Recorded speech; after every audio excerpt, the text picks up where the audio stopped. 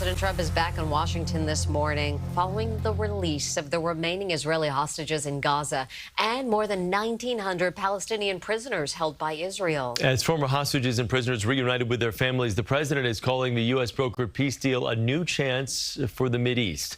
Christina Fan joins us now with more. Christina? Chris and Mary, good morning. Several major hurdles remain in achieving President Trump's 20-point peace plan, including who will govern Gaza and if Hamas will disarm. But Monday focused on celebrating reunions with loved ones and the first step towards peace. President Trump arriving at Joint Base Andrews this morning after a triumphant trip to the Middle East, where he attended a summit in Egypt with other world leaders, signing a document to inaugurate the U.S. brokered plan to end the war in Gaza after delivering remarks to the Israeli parliament. This is not only the end of a war. This is the end of an age of terror and death and the beginning of the age of faith and hope and of God. In Tel Aviv's newly renamed Freed Square, tens of thousands gathered Monday, watching the emotional release of the final living Israeli hostages into the warm embrace of their families after 2 harrowing years in captivity.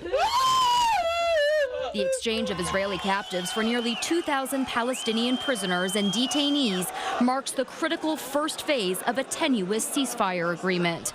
Across the border in Gaza, released Palestinians returning home were jubilant. This man said a devastated Gaza is much better than life in prison. On Monday, the remains of 4 deceased hostages were also turned over. Daniel Lifshitz's grandfather's remains made it home. It's a feeling that the family is kidnapped until the remains are back and there is a place for a proper burial. The peace plan is now a lifeline for desperate people in Gaza. The United Nations says they will need 600 trucks a day to ease the dire humanitarian crisis.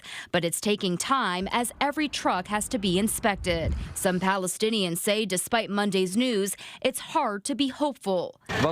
This man says, our joy is incomplete because of those who were killed and the houses that were destroyed. I'm not very optimistic about what is happening. President Trump's plan also stipulates that regional and international partners will work to develop the core of a new Palestinian security force. Reconstruction will be another major challenge. The World Bank and Egypt estimate that at least $53 billion will be needed to rebuild the shattered territory. Back to you, Chris. All right, Christina, thank you.